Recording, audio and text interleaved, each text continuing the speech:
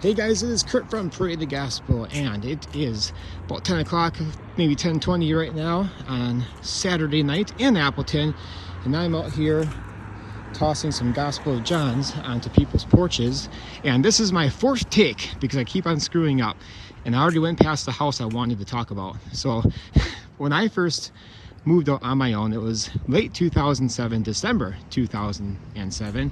I moved here to Appleton to pursue a full-time job and, just get on my feet for the first time, get closer to the girl who I wanted to marry. She lived here in Appleton, and I was working 4 jobs at the time, believe it or not. 1 full-time job, 3 part-time jobs. I had 3 pizza-related jobs. One, I was working at Pizza Pit in Manitowoc, that was like almost coming up to my 3rd year.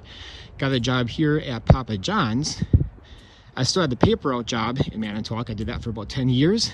And then I also worked full-time at Kraft in Little Chute, which is where they make like frozen pizzas and stuff, like Jack's and things like that. So anyway, yeah, that was a very tough time in my life. I got sick with mono. But yeah, I want to talk about this apartment now. Even back then, I was involved in evangelism, mostly doing stuff online on something called MySpace, if you guys remember that. But I used to be heavily involved with talking to people on there, and I was writing, I had a show. This is before Eternal Truth. It was something else I was doing. I was going through just doing Bible studies and stuff, going through the book of Mark and stuff, and writing all these articles for MySpace, talking to a lot of people. It was a great time.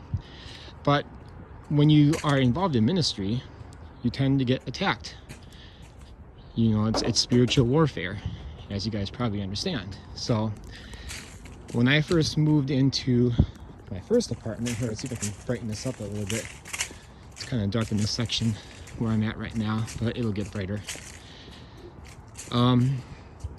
I just walked past my van, by the way. I already went around this block, so I'm going to stop delivering Gospel of John's for just a moment. But my first apartment, small 1-bedroom.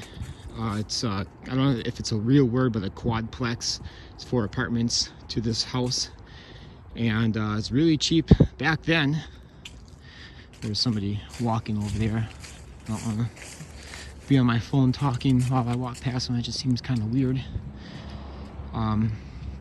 But yeah, I already delivered this area right here. The house that I lived at is right there at the tip of my finger, on the top and to the left. I already put a gospel tract by the door. Usually I go inside that door that goes upstairs and I deliver a gospel tract there. I do this every 2 years or so. I leave a gospel tract right outside the door of my first apartment. So it's right there, but on the top and on the left. So I want to talk about spiritual oppression. Now, I have a story to share. And I guess in the spirit of Halloween, I don't believe in ghosts, but I do believe in the demonic. So that was my first apartment right up there. That was my bedroom. That was the living room. Very tiny place. I already put 2 gospel tracts, one by each of those front doors. The one on the right goes to 3 different apartments, and the one on the left is just for the one. So anyway, first time on my own, I moved out, and like I said, I was working all these different jobs. It was December of 2007. Wanted to be closer to my girlfriend, which is my wife now. My girlfriend at the time. We got married less than a year later in October of 2008. So we move in there, or I move in there, sorry. It was just me. Don't worry, guys. It was just me. We didn't, shack up before we got married or anything like that. I'm kind of nervous about telling this story. That's why I'm screwing up a lot. That's why this is my 4th take.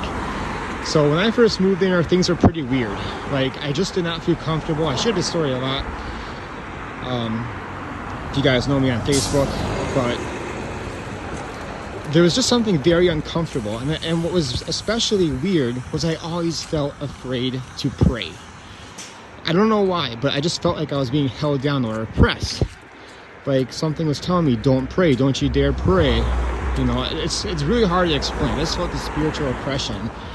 or reading the Bible, or doing anything, or working on my study through Mark, or talking to people on MySpace, whatever. I just felt this oppression all the time. So it really did hinder me quite a bit, and I was working a lot, and eventually I got sick with mono, not too far out from that. Oh, by the way, when I mentioned before, was it on this take that I mentioned it? But yeah, I was working those 4 different jobs. The 2 in Manitowoc, like Pizza Pit and the paper route, I did on the weekend. So I went home on the weekends, but during the week, I had the Papa John's and the other full-time job during the day, which I didn't stay with any of those jobs for much too long. My mom did my paper route during the week. So anyways, I was experiencing a lot of oppression.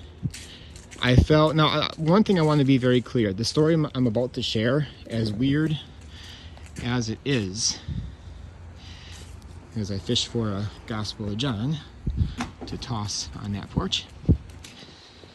As I share this story, I want you to understand a couple of things. There could be, I admit, some kind of rational explanation to explain what has happened.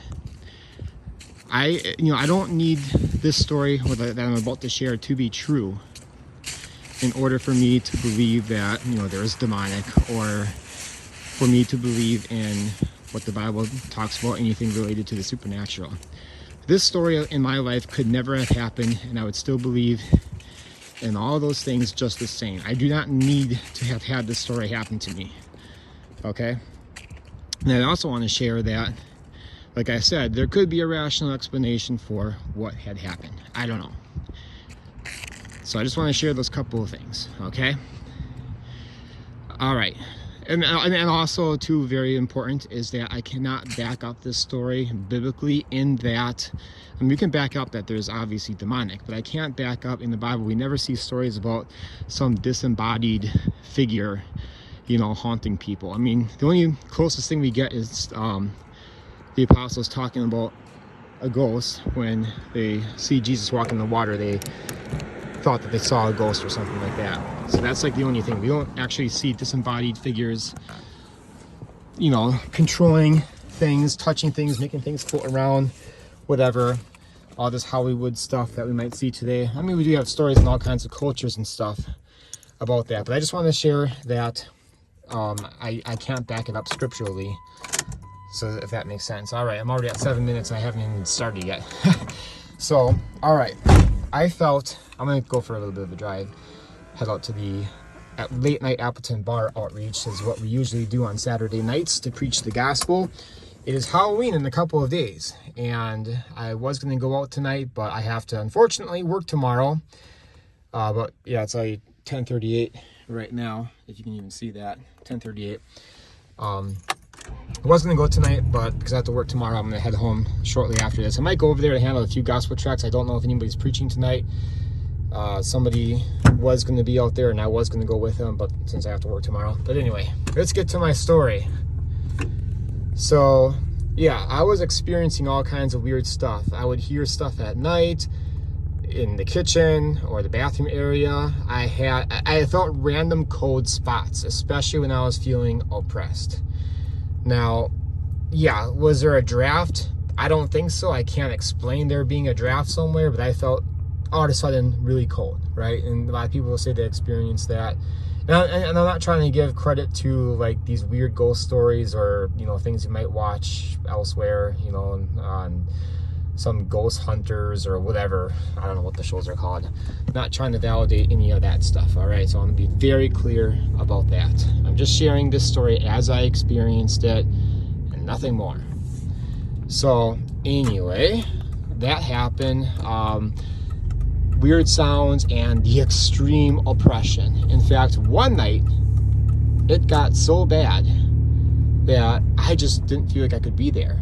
So I left. There was the house one last time.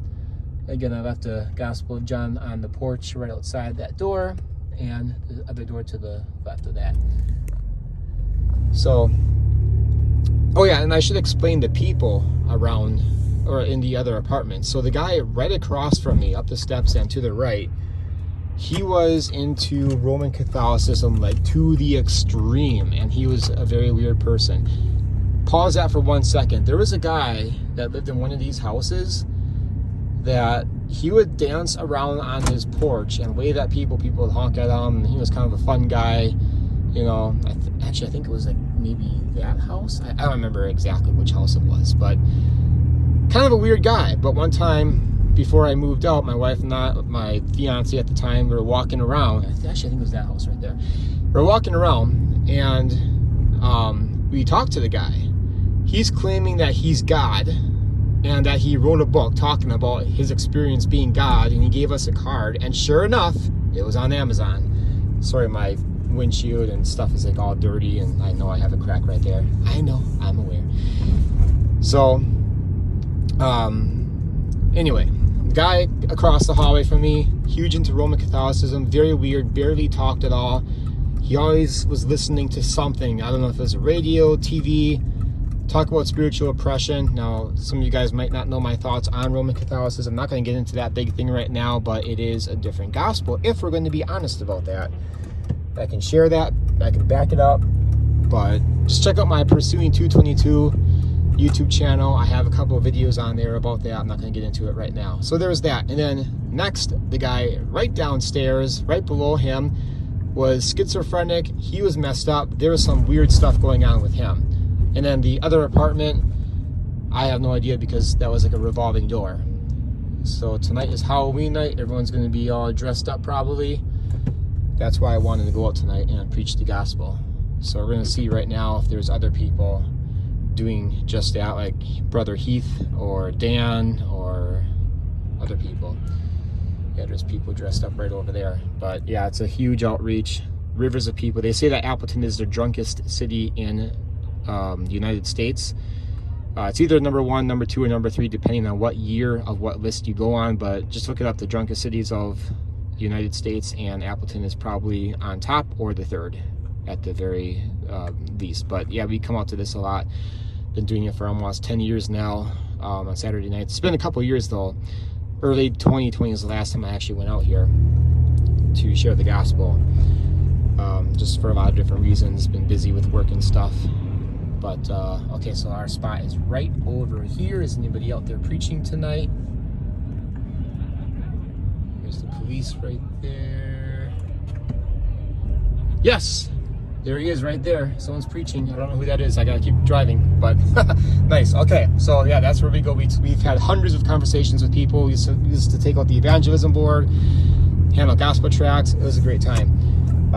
Still continues to be a great time. I'm gonna say hi to whoever that is, so I just gotta circle around and figure that out. But anyway, back to my story. So yeah, creepy people. There's some spiritual oppression going on.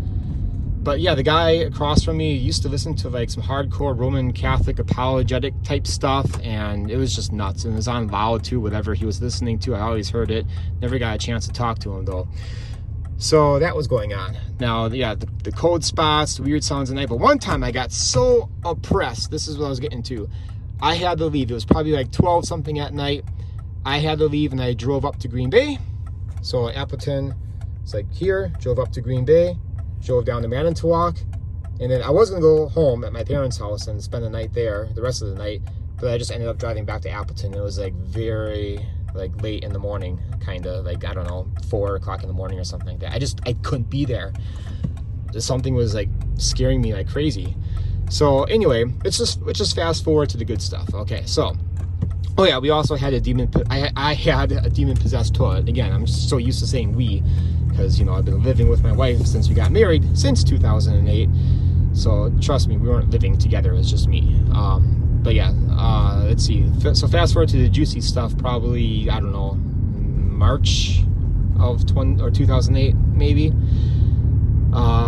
So one day I got extremely oppressed. Now this oppression was stopping me from doing stuff on MySpace, doing ministry, you know, witnessing to people. But it kind of culminated to this one day, probably 2013. And by the way, during this time, a couple of months before that, I got sick with mono, and that kind of changed my life for the worse for a lot of years. Yeah, there's all kinds of stuff with that. But anyway, I mean, who knows, it could have been from stress because of working all these jobs. So trying to figure out here. This looks a little bit different. I think it's on Division. Yeah, we just park over here. Before I end up getting hurt. All right, well, I'm just gonna park right here. We usually park over there. So the juicy stuff. It culminated to this one day when I just felt extremely oppressed and I had to get out. It was in the morning. It was probably, I don't know, 10 o'clock in the morning or so. And I stood at the door. I opened the front door. I was ready to leave, you know, on top of the steps. I opened the door and I take one last look into my apartment. Like, am I really doing this? Am I really leaving? Am I really going to be a scaredy cat of this thing, whatever's going on? Now, I had the radio playing. I had a stereo, multi-disc CD changer, whatever, but the radio was on. And it was playing some Christian music, Q90 FM. It was some kind of a worship song. And as soon as it said the name Jesus in that song, now I was standing at the door still, it said the name Jesus. Not 1 nanosecond later, the power was cut from the stereo. And I froze. I'm like, oh no, oh my goodness, what is going on here? And then I left. Like, no, actually, no, I didn't leave yet. I picked up the courage. I walked to the stereo, like, what's going on? Why did the power stop? And behind the stereo, the power cord was literally ripped out.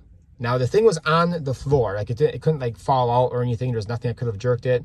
It was literally taken out of the back. I got out of there. I fled. So I left for a while. I drove around. Now, here's the one part I'm a little bit sketchy on. I don't remember if it was that same day after I got done driving around. I think it was. Or it could have been later. It could have been the next day. But I'm pretty sure it was that same day. I was praying, and I came back with boldness. Like, I am not going to let this thing push me around. So I went back there. I marched up those steps, and I just prayed for this thing to leave. And after that, there was peace. Peace for the next month or so that I was there.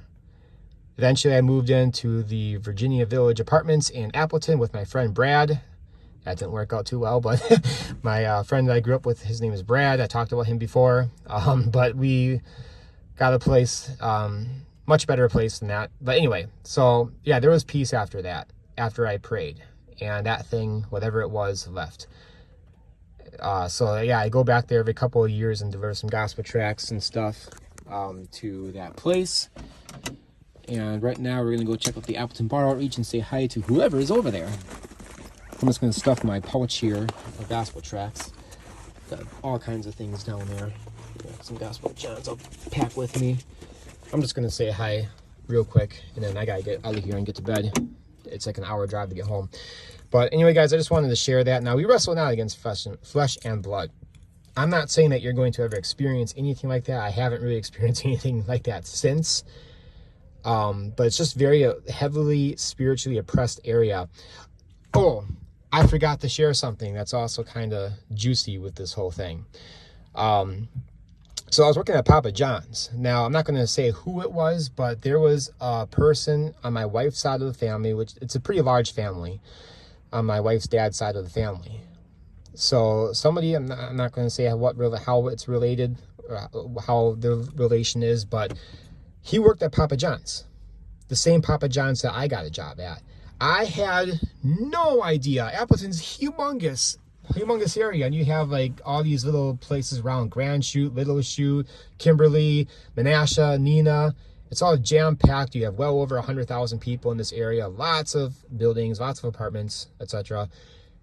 He lived at that same place, and it just so happened to be I got that apartment that and we also got, I was working with him, like I got the same job that he was at, and it's just so weird how that worked out.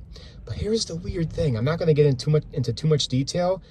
Now, people in that side of the family would tell me he used to be powerful at evangelism, powerful at getting the gospel out and stuff like that. But when he moved at that apartment, something changed. And he started developing all these like OCD issues and weird stuff. Now, I'm not saying it's related or anything like that. I just think it's kind of a weird piece of the puzzle to add to all this.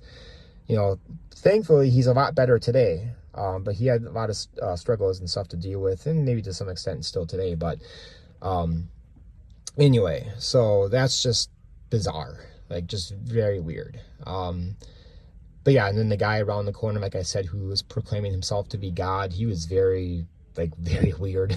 I don't know what happened to him. I haven't seen him dancing around outside for probably a decade now, so I don't know if he's still there or not. But anyway, I'm gonna run over there, and maybe I'll get some footage of that just to talk to you guys about the Appleton Bar Outreach. But yeah, thanks for listening to my story for about 20 minutes. Yeah, I just got done. Took the bike out, as you can see it back there, the mountain bike. Delivered, I don't know, 250 to 300 Gospel of Johns and 60 Solving the God puzzle books and just a few other gospel tracks, but mostly the Johns and the Solving the God puzzle books. So we got a lot of stuff all over the place back here, all kinds of gospel tracks. But anyway, yeah.